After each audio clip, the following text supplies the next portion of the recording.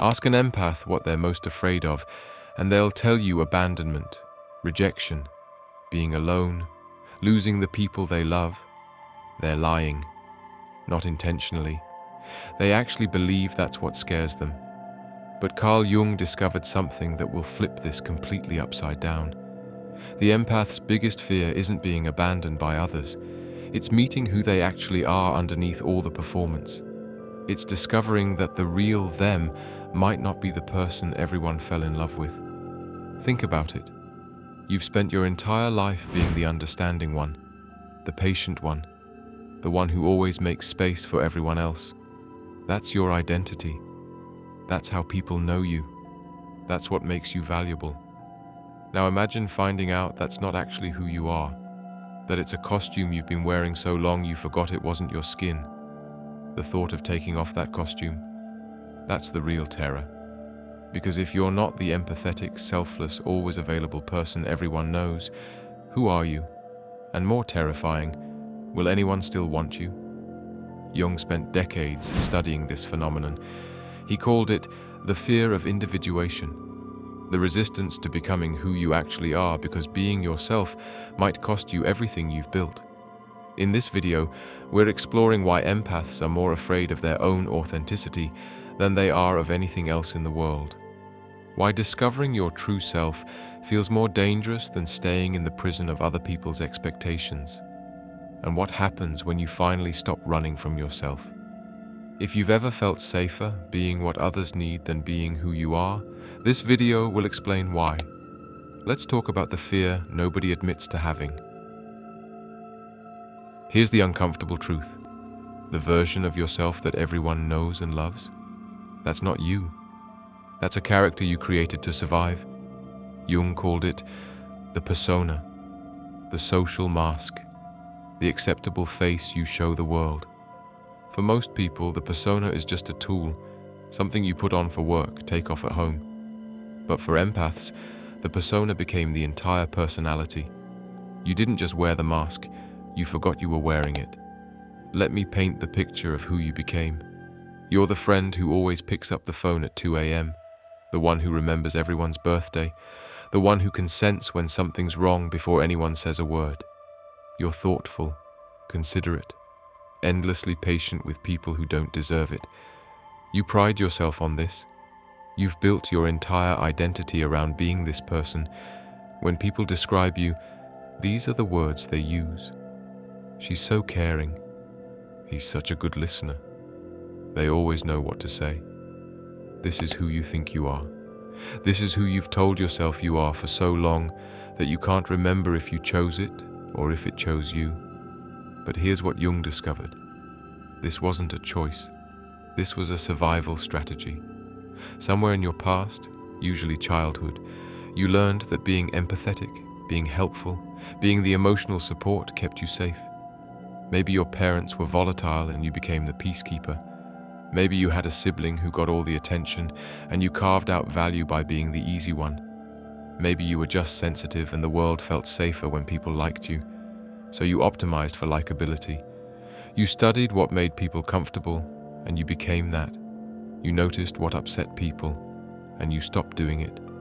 You developed an almost supernatural ability to read rooms, sense moods, anticipate needs, and it worked. People loved you for it. They needed you. They told you how special you were, how rare, how valuable. And that validation felt like proof that you were doing it right.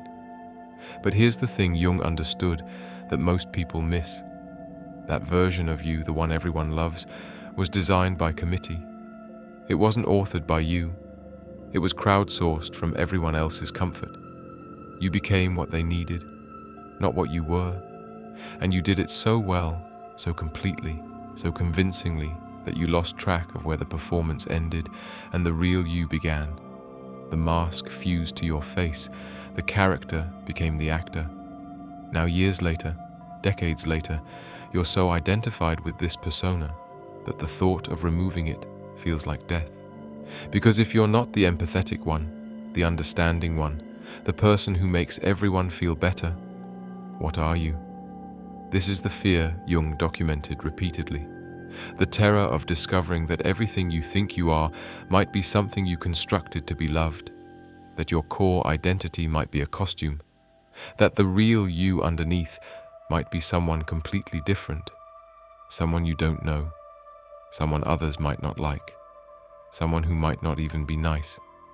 And that possibility is more terrifying than any external threat, because external threats are survivable, but the collapse of your entire identity, that feels like annihilation. So you don't look, you don't question, you don't dig beneath the surface. You just keep being the person everyone expects you to be, because the alternative, meeting who you actually are, is the one thing you can't handle.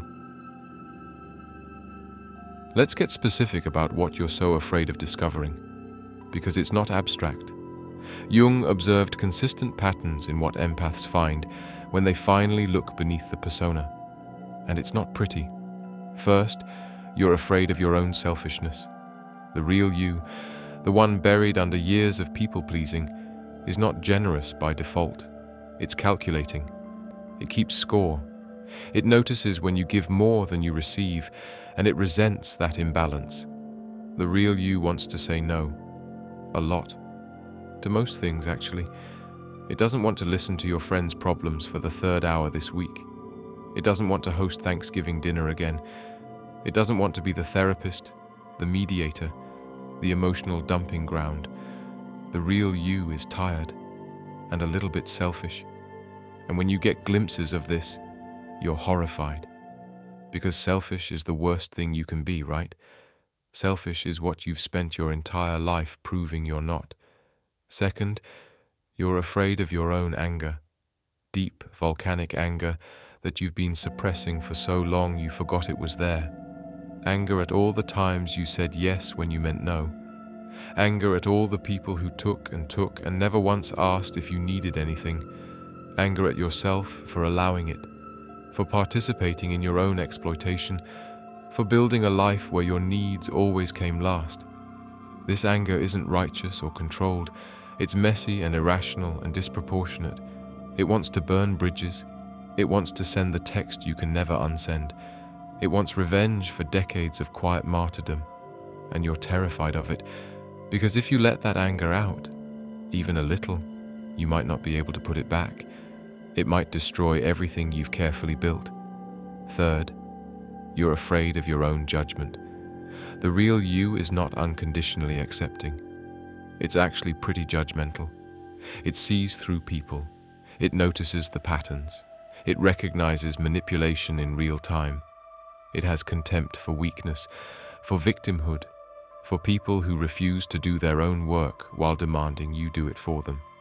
The real you has written people off, has decided they're not worth the energy, has categorized people as drains versus equals, and made cold calculations about who deserves access to you.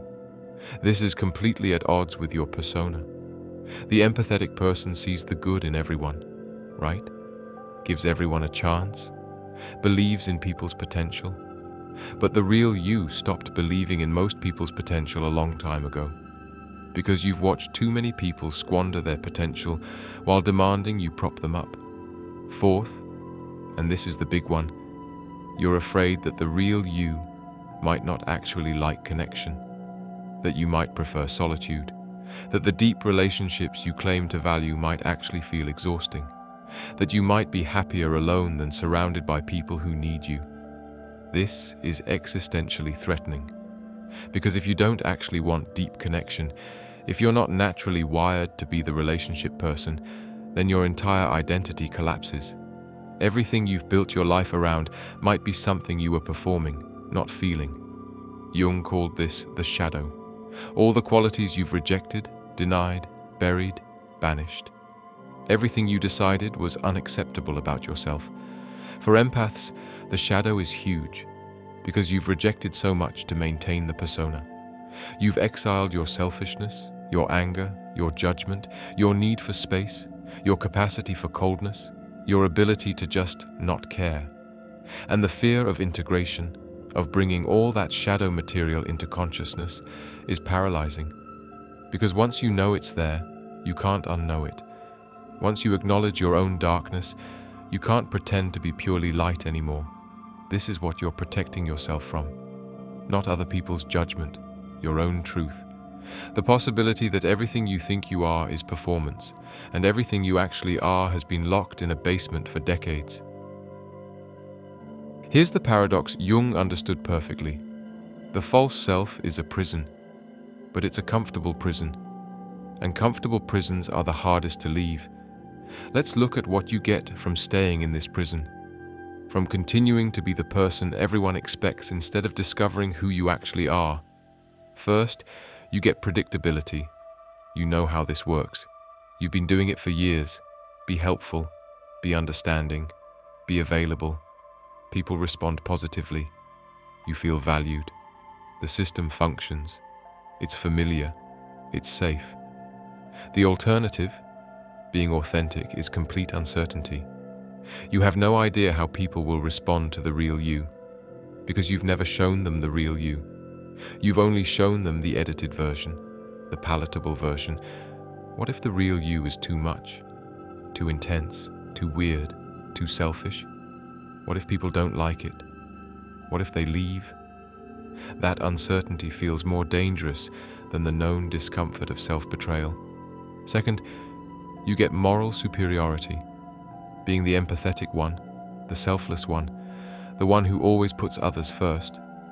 This makes you feel like a good person, better than the selfish people, better than the ones who don't care, better than the ones with boundaries. This moral identity is intoxicating. It protects you from having to question yourself. Because how can you be wrong when you're so giving? How can you be the problem when you're so understanding?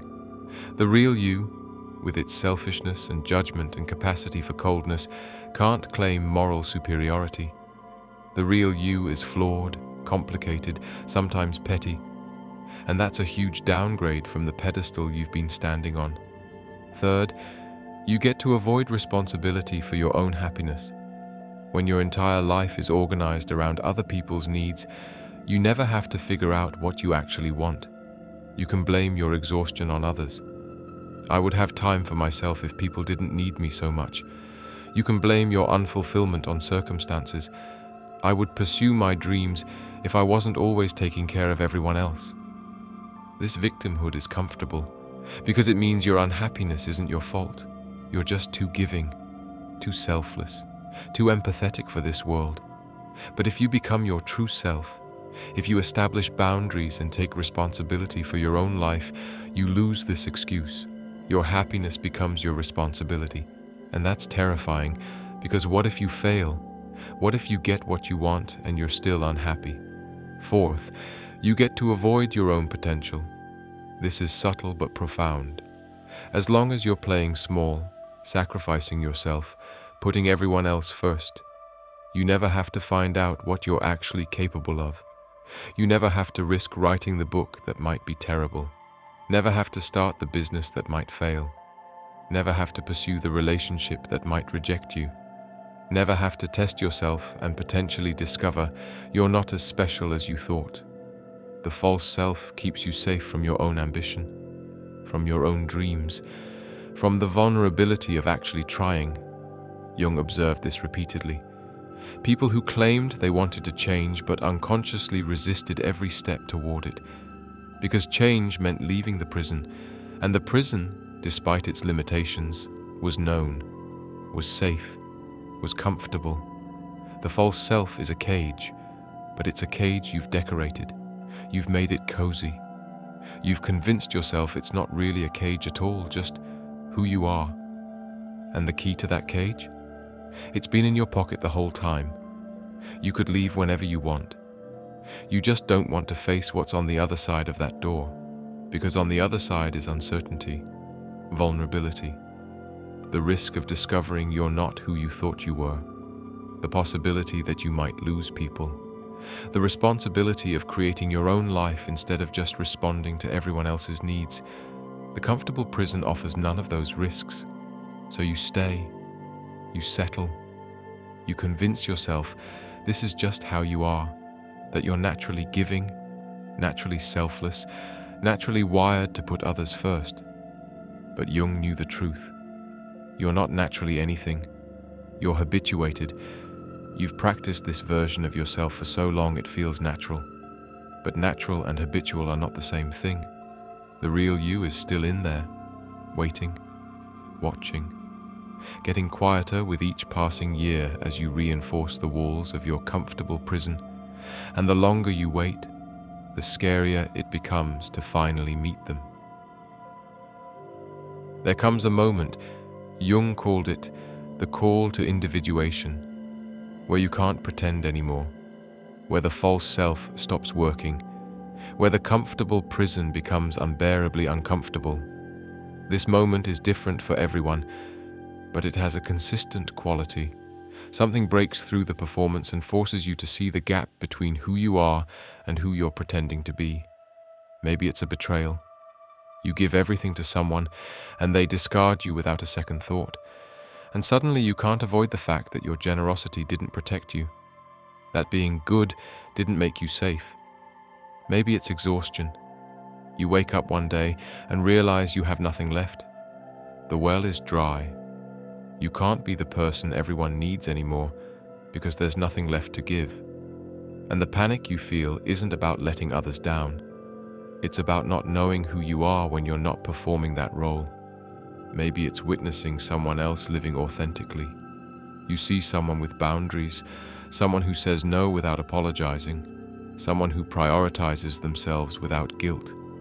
And you feel simultaneous admiration and rage, because they have the courage you lack, and that mirror is unbearable. Or maybe it's just time. The false self has an expiration date. You can only betray yourself for so long before the psyche rebels, before depression sets in, or anxiety, or a complete existential crisis, before your body says no more, even when your mind keeps saying, just keep going. Whatever triggers it, you arrive at a moment of choice. Continue being who you've always been, knowing now that it's a lie, or step into the unknown and discover who you actually are. This is the most terrifying choice you'll ever face, because both options feel like death. Continuing the false self means living a life that no longer feels real, going through the motions, performing a character you no longer believe in, existing but not living. This is a slow death, death by inauthenticity. But choosing the true self means killing the identity everyone knows, disappointing people, losing relationships, facing judgment, sitting with uncertainty about who you even are. This is a fast death, death by transformation. Jung was clear about this. You can't have both. You can't be authentic and maintain the false self. You can't become who you actually are while still being who everyone expects you to be.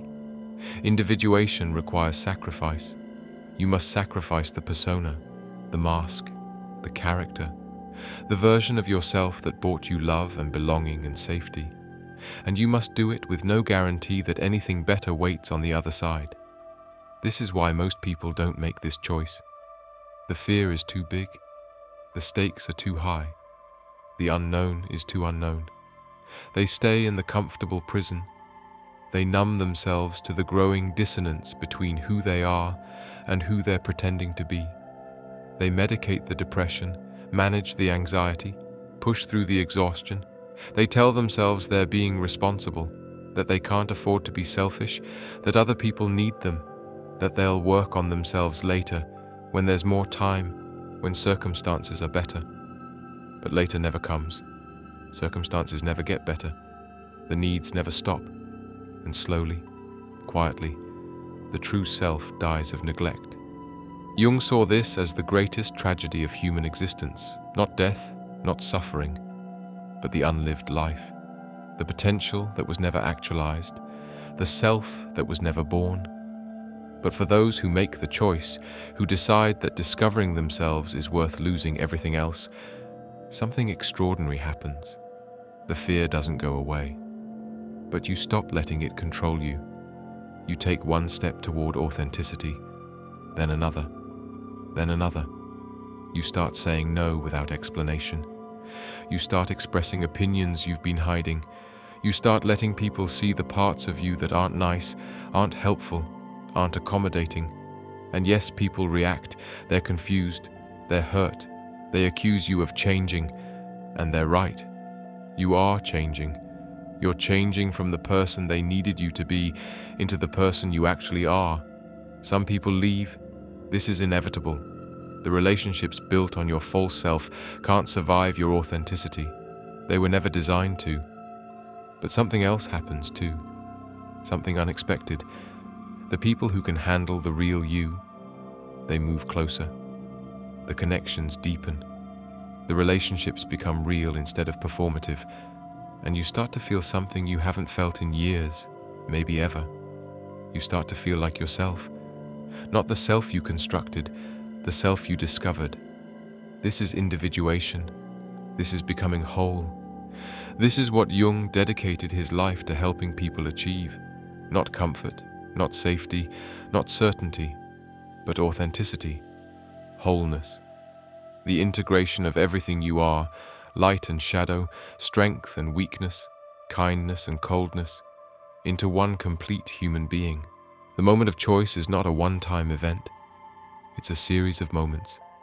Every day you choose the comfortable lie or the uncomfortable truth, the false self or the true self, the prison or the unknown.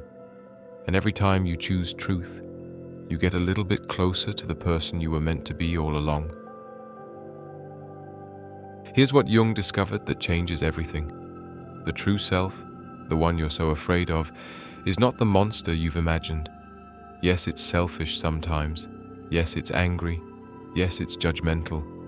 Yes, it needs space.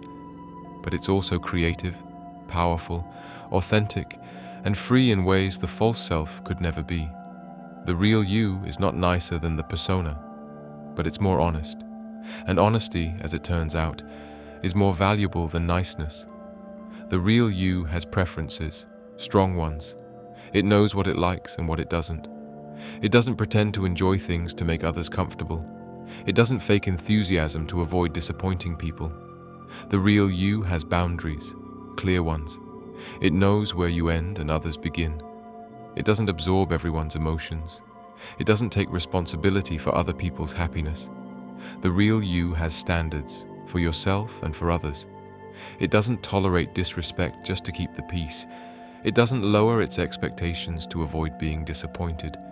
The real you is discerning. It doesn't give everyone a chance. It doesn't believe everyone deserves your energy.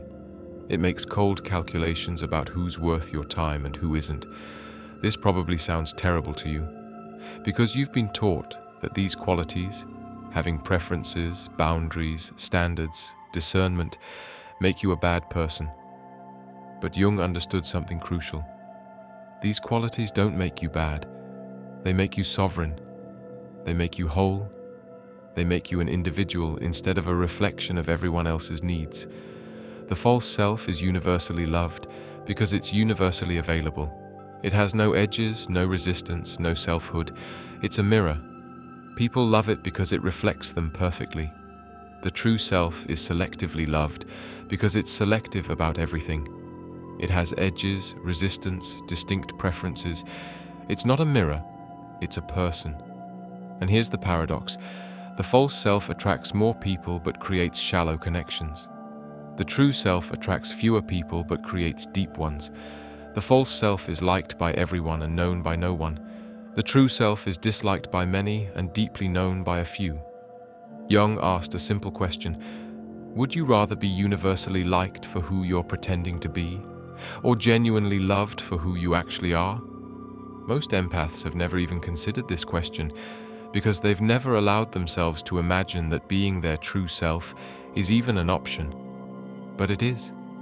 It always has been. You've just been too afraid to claim it. The real you is not the enemy. The real you is the person you abandoned to make everyone else comfortable. The person you sacrificed on the altar of belonging. The person you've been running from your entire life. And that person is tired of waiting, tired of being denied, tired of watching you perform for people who will never see you anyway. The true self doesn't want to destroy your life. It wants to live it, fully, authentically, without apology. But it can't do that while the false self is still in control, while you're still choosing comfort over truth, while you're still more afraid of disappointing others than betraying yourself. Jung's entire body of work points to one conclusion: the only way to truly live is to become who you actually are, not who you were taught to be, not who people need you to be, who you are beneath all of that. And yes, it's terrifying. Yes, you might lose people. Yes, you might discover parts of yourself you don't like, but you'll also discover parts of yourself that are extraordinary, parts that have been suffocating under the weight of the persona, parts that are powerful, creative, authentic, free. You'll discover that you're not actually afraid of being alone. You're afraid of being yourself with others and being rejected. But once you realize that rejection for your true self is better than acceptance for your false self, the fear loses its power. You'll discover that your sensitivity isn't a weakness to manage, it's a strength to wield. That your ability to see through people isn't something to suppress, it's wisdom to trust. You'll discover that the person you actually are is worth fighting for, worth the loss of relationships that were never real, worth the discomfort of uncertainty, worth the price of admission to your own life. This is who you actually are, not the empath who sacrifices themselves for everyone, but the person who has the capacity for deep empathy and the wisdom to choose when to use it. Not the one who's always available, but the one who values their energy enough to protect it. Not the one who makes everyone comfortable, but the one who's committed to truth even when it's uncomfortable. The real you is still in there, waiting for you to finally be brave enough to meet them. So here's the truth about the empath's biggest fear. It's not abandonment. It's not rejection. It's not being alone. It's becoming who you actually are. And discovering that person might not be who everyone fell in love with. That the real you might have sharp edges, might not always be nice, might prefer solitude to connection, might be selfish, judgmental, cold. That the real you might lose people, might disappoint your family, might not fit the role you've been playing for decades. But here's what Jung spent his entire career proving. That fear is not a reason to stay small. It's the signpost pointing toward your liberation. The false self feels safe, but it's slowly killing you. The true self feels dangerous, but it's the only path to actually living. You have a choice. You've always had a choice. Continue performing the character everyone knows, or risk everything to discover who you actually are. Most people choose safety. They stay in the comfortable prison of the false self. They manage their growing depression, medicate their anxiety, push through their exhaustion. They tell themselves it's fine, that they're fine, that this is just who they are. But you're not fine, and you know it. That's why you're watching this video, because some part of you, the real you, is screaming to be seen, to be heard, to finally be allowed to exist. Jung's message was simple. The unlived life is not worth protecting. The false self is not worth maintaining. The comfortable prison is still a prison. Becoming your true self is the most terrifying thing you'll ever do, and the most necessary. If you're ready to stop running from yourself, if you're tired of being who everyone needs instead of who you are, if you're done sacrificing your truth for other people's comfort, comment "Ready" below. Subscribe to Psyche Core for more uncomfortable truths about Jung's psychology and what it actually takes to become yourself. Because the world doesn't need more empaths performing selflessness. It needs people brave enough to be authentic, messy, complicated, real. The person you're most afraid to become, that's the person you were always meant to be. Stop running. Start becoming.